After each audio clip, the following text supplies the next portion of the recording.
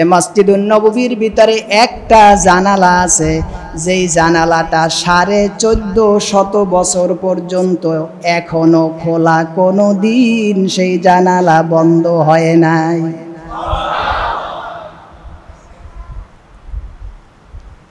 এটা আমার খুঁজে পেতে অনেক কষ্ট হয়েছে।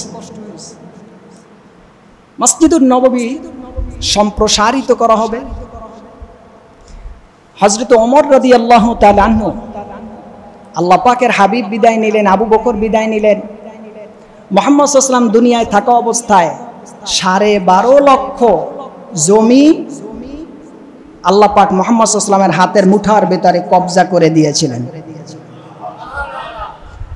হযরতে আবু বকর আর ওমরের মেহনতের কারণে গোটা পৃথিবীর অর্ধেকটা ইসলামের সুশীতল ছায়াতলে প্রবেশ করেছিল। এখন মসজিদুন নববীতে লোক বেড়ে গেছে, জায়গা বাড়াতে হবে, এখন কেমন করবে, কি করবে? সেজন্য হযরত ওমর চিন্তা করলেন মসজিদুন নববীর দক্ষিণ পাশে আম্মাজানদের ঘর, তো যেই জায়গাটা এরিয়ার ভেতরে বেজে গেছে সেই ঘরটার নাম হচ্ছে হাফসা রাদিয়াল্লাহু তাআলা আনহার ঘর। আর হাফসা রাদিয়াল্লাহু তাআলা আনহা হচ্ছেন ওমরের মেয়ে আর মুহাম্মদ সাল্লাল্লাহু আলাইহি ওয়াসাল্লামের স্ত্রী। বুঝলেন? ওমর রাদিয়াল্লাহু তাআলা আনহু মেয়ে আর রাসূল পাক সাল্লাল্লাহু আলাইহি ওয়াসাল্লামের, তাহলে সে আমাদের কি হয়? মা। কি হয়? রাসূল পাক সাল্লাল্লাহু আলাইহি ওয়াসাল্লামের যত স্ত্রী ছিলেন আমাদের কি? এজন্য নবীরা ইন্তেকালের পরে তাদের স্ত্রীদের তাদের স্ত্রীদেরকে বিয়া করাও জায়েজ নাই, বিয়া দেওয়াও জায়েজ নাই, বিয়া বসাও জায়েজ নাই। আমি বোধহয় বুঝাতে পারি নাই। এজন্য আয়েশা সিদ্দিকা রাদিয়াল্লাহু তাআলা আনহার মাত্র 18 বছর বয়সে রাসূলুল্লাহ দুনিয়া থেকে আল্লাহর সান্নিধ্যে গেছেন, বাকি যত বছর ছিলেন কোনোদিন বিবাহ বসেন নাই। কারণ নবীরা মারা যাওয়ার পরেও জিন্দা, তো জিন্দা মানুষের স্ত্রীকে তালাক না দিলে তালাক হয় না। সুবহানাল্লাহ কয় না? তো রাসূল পাক সাল্লাল্লাহু আলাইহি ওয়াসাল্লাম আল্লাহর সান্নিধ্যে যাওয়ার পরেও তার স্ত্রীকে বিবাহ করা হারাম, কারণ জিন্দা নবী, হায়াতুন নবী। ঠিক কিনা বলে? আমার প্রিয় ভাইরা, হযরতে হাফসা রাদিয়াল্লাহু তাআলা আনহাকে হযরতে ওমর প্রস্তাব দিলেন, মা, ইসলামের ভিতরে লোকজন বেশি হয়ে গেছে, মসজিদের ভিতরে এখন জায়গায় সংকুলন হয় না, তুমি একটু পারমিশন দাও, তাহলে এরিয়াটা একটু বড় করতে হয়, আর বড় করতে হলে তোমার ঘরটা মসজিদের জন্য ছেড়ে দিতে হয়। লাগছেনি একটু ভেজাল? রাসূলুল্লাহর সাহাবী ওমর যখন প্রস্তাব দিলেন, হাফসা রাদিয়াল্লাহু তাআলা আনহা কান্না শুরু করে দিলেন, না হয় কিছু বললেন না। প্রথম দিন ব্যাক করে চলে গেলেন হযরতে ওমর। তখন হযরতে ওমর গভর্নর, তিনি চাইলে এটা নিতে পারেন, কিন্তু তার মেয়ে হওয়া সত্ত্বেও রাসূলুল্লাহর যেহেতু স্ত্রী, এ জায়গায় ওমরের ওমরদারি খাটে না। আমার প্রিয় ভাইরা, হযরতে হাফসা রাদিয়াল্লাহু তাআলা আনহাকে 2 দিন পরে আবার একই প্রস্তাব নিয়ে গেলেন। বললেন, ও মা, আমি জানি তোমার মনের কথা, মনের ব্যথা, চোখের পানির ভাষা। তুমি রাসূলুল্লাহর স্মৃতি বিজড়িত ঘর, এটা পৃথিবীর কেউ ছাড়তে চায় না, যেমন তুমিও ছাড়তে চাও না, আমি ওমরও ছাড়তে চাইতাম না। কিন্তু দিনের জন্য তো আমরা সব দিয়া দিতে পারি, ইসলামের জন্য। যেহেতু সাহাবীদের নামাজ পড়তে কষ্ট হয়, মেহেরবানি করে তুমি একটু জায়গার ব্যবস্থা করে দাও। হযরতে হাফসা রাদিয়াল্লাহু তাআলা আনহা নাও বলেন না, হয়ও বলেন না, চোখ থেকে পানি ছেড়ে দিলেন।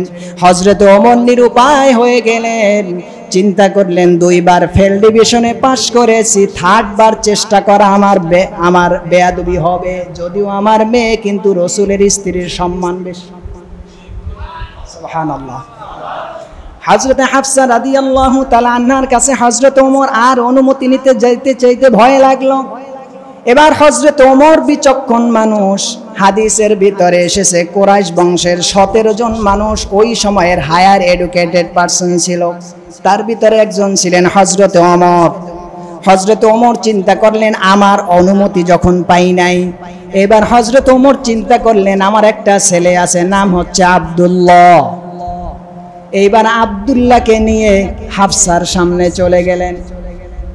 আব্দুল্লাহ রাদিয়াল্লাহু তাআলা আনহা তিনি গিয়ে বললেন, আপু তোমার বাড়িটা না হলে তো মসজিদের বাউন্ডারি সম্প্রসারিত করা যায় না, মেহেরবানি করে তোমার বাড়ির পাশে আমি আব্দুল্লাহর যে বাড়িটা আছে সেই বাড়িটা তোমারে দিয়ে দিব, তুমি দ্বীনের জন্য সাহাবীদের স্বার্থে আল্লাহ রাসূলের ভালোবাসায় ঘরটা দিয়া দাও।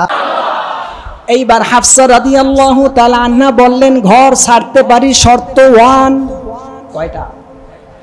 একটা শর্ত আছে, আর সেই শর্ত হচ্ছে, ও আব্দুল্লাহ তোমার ঘর থেকে একটা জানালা আছে, রওজা দেখা যায়। সুবহানাল্লাহ কয় না রে? তোমার ঘর বরাবর একটা জানালা আছে, আমার রাসূলের সবুজ গম্বুজ দেখা যায় রে আব্দুল্লাহ। আমার কোনো কথা নাই, চাওয়া নাই, পাওয়া নাই, কারণ আমার ঘরে রাসূল হাঁটছেন, বসছেন, খেয়েছেন, আমাকে নিয়ে থেকেছে। এই জায়গাটা আমি একমাত্র দ্বীনের স্বার্থে ছেড়ে দিলাম, কিন্তু তোমার বাড়ির যেই জানালা দিয়ে রাসূলুল্লাহর রওজা মোবারক দেখা যায়, ওই জানালাটা তোমরা কোনো দিন বন্ধ করতে পারবে না। এই ওয়াদা দিতে পারলেই শুধু আমি আমার বাড়ি ছেড়ে তোমার ঘরে যেতে পারি। তখন হাফসা রাদিয়াল্লাহু তাআলা আনহা হযরতে আব্দুল্লাহ ইবনে ওমরের ছেলের ঘরে চলে গেলেন। সেই ঘর থেকে যেই জানালাটা দেখা যায়, সেই জানালা দিয়ে রাসূলুল্লাহর রওজা দেখে পিপাসা মিটায়। সুবহানাল্লাহ। সেই রওজা মোবারক দেখে আব্দুল্লাহ ইবনে ওমর রাদিয়াল্লাহু তাআলা আনহু বললেন, আজ থেকে কিয়ামত পর্যন্ত এই জানালা ছিল, আছে, থাকবে। সেজন্য এ পর্যন্ত যত বাদশার আমলে মসজিদুন নববীকে সম্প্রসারিত করা হয়েছে, আজ পর্যন্ত রাসূলুল্লাহর প্রেমের নিদর্শন হিসেবে হাফসার ওই চোখের দৃষ্টির ভালোবাসার কীর্তি হিসেবে আল্লাহ পাকের হাবিবের এই দরজাটাকে এখন পর্যন্ত বন্ধ করা হয় নাই, হয় নাই, হয় না।